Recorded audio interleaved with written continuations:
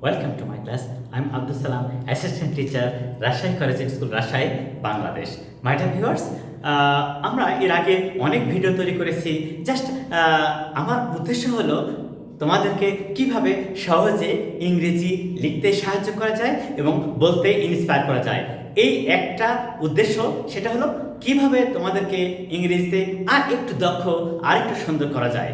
আজকে আমরা যে বিষয়ে ভিডিও করব অত্যন্ত সহজ কিন্তু চমৎকার।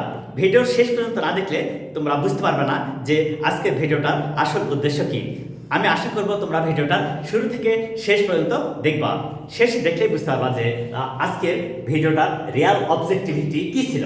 ওকে, আচ্ছা, আজকে যে ভিডিওটা করব তার স্ট্রাকচারটা কি? Let plus object plus verb plus extension.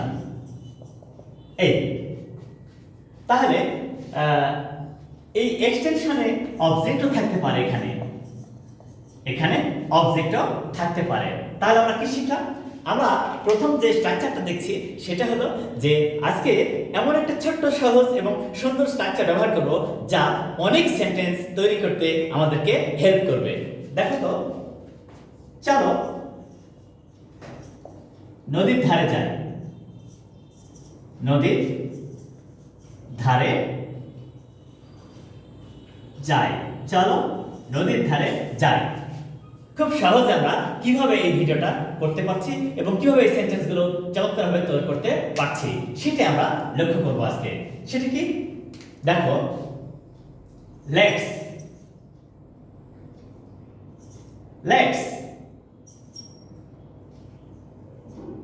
go to the bank of the river. দেখো তো, তাহলে কখন এটা ব্যবহার করা যায় সেটাও একটা কাজের কথা, তাই না?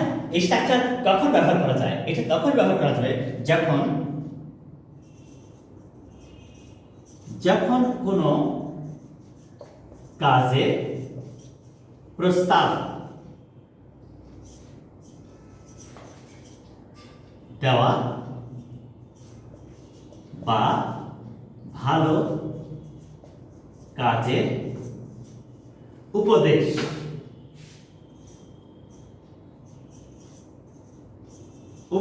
দেওয়া বোঝাবে,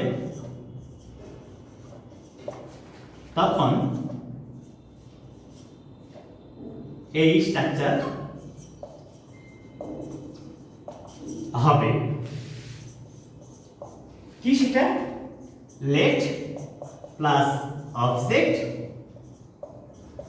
প্লাস ভার্ব প্লাস অবজেক্ট অথবা এক্সটেনশন। এই যে কত সহজে, কত মজার ব্যাপারটা এই স্ট্রাকচারে লেখা থাকবে।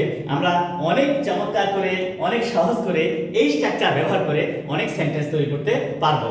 আশা করি তোমরা বুঝতে পেরেছো যে কত সহজে আমরা এই স্ট্রাকচারটা ব্যবহার করে অনেক সেন্টেন্স লিখবো যা আমাদের ইংরেজি বলতে এবং লিখতে সাহায্য করবে। আশা করি তোমরা আমার এই ভিডিওটা মজা করে দেখে সে অনুযায়ী প্র্যাকটিস করবে এবং কাজ করবে। সেই অনুযায়ী প্র্যাকটিস করবে এবং কাজ করবে। নিশ্চয় তোমাদের কাজগুলোকে অনেক সহজ করবে এই ভিডিওটা। এরপর দেখো, তাকে একটি গান গাইতে দাও। গান গাইতে দাও, একই স্ট্রাকচার। তাকে let him let plus object, let him sing. Verb, let him sing কি? a song. let him sing a song. Structure কিন্তু কখনো চেঞ্জ হবে না। সেটা কি? let plus object, এটা অবজেক্ট আমাদের, এটা হচ্ছে ভার্ব, এটা আবারও অবজেক্ট। চলো বাইরে যাই। চলো বাইরে যাই। দেখো তো কত সহজ। Let's go out, let's go out, let us or let's, let us or let us go out, এইভাবে চলবে। তাহলে কত চমৎকার করে একটা ছোট্ট স্ট্রাকচার ব্যবহার করে অনেক সেন্টেন্স লেখা যায়, আমরা সেটা নিয়ে আজকে কাজ করছি। এবার একটা চমৎকার উদাহরণ দেব, খুব মজা, খুব ইন্টারেস্টিং, সেটা সবারই ভালো লাগবে। অনেক সুন্দর একটা উদাহরণ দেখো তো। আচ্ছা, আমরা যখন প্যাশন ফিল করি, যখন রোমান্স ফিল করি in the heart of us, then we think in a different way, then we think the things which are not really possible, which is not real, but we can imagine সেরকম একটা sentence কিভাবে তৈরি করা যায় সেইটা নিয়ে এখন আলোচনা করছি। যেমন দেখো তো, চলো হালকা হাওয়ায়, চলো হালকা হাওয়ায় হাঁটি, হাঁটি অথবা ঘুরে বেড়াই।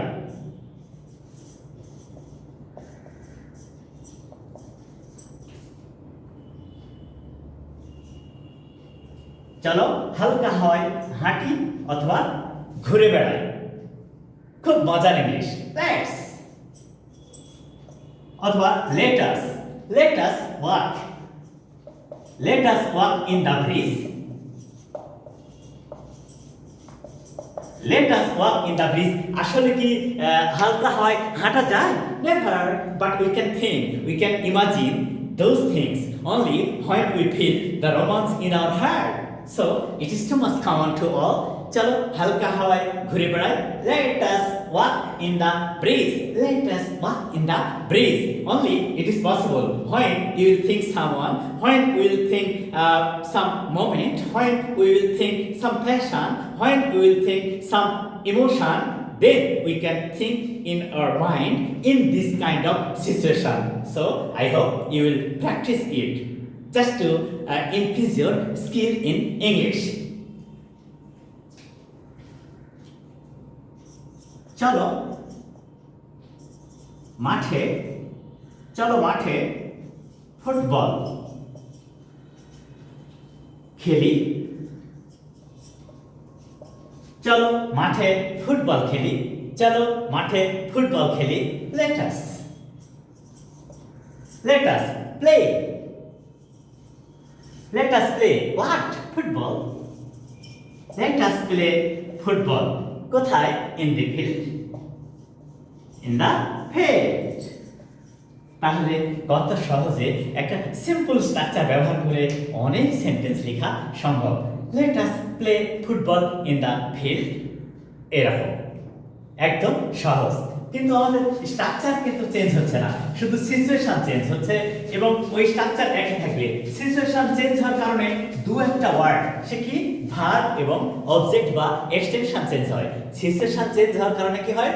ভার্ব অথবা অবজেক্ট বা এক্সটেনশন চেঞ্জ হয়, কিন্তু the basic structure will never be changed. এবার বলছে চলো আমরা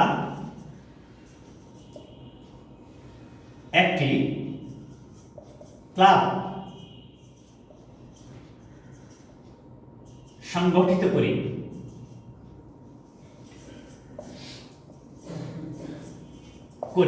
চলো আমরা একটি ক্লাব সংগঠিত করি।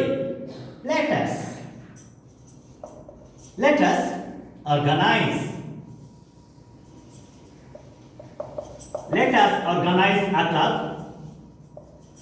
let us organize a club। কত সহজ, let plus object plus verb plus object, কত সহজে চমৎকার ভাবে এইভাবে সেন্টেন্স তৈরি করা যাচ্ছে, যা অত্যন্ত সহজ, অত্যন্ত চমৎকার। তাকে ঘুমাতে দাও, তাকে ঘুমাতে দাও,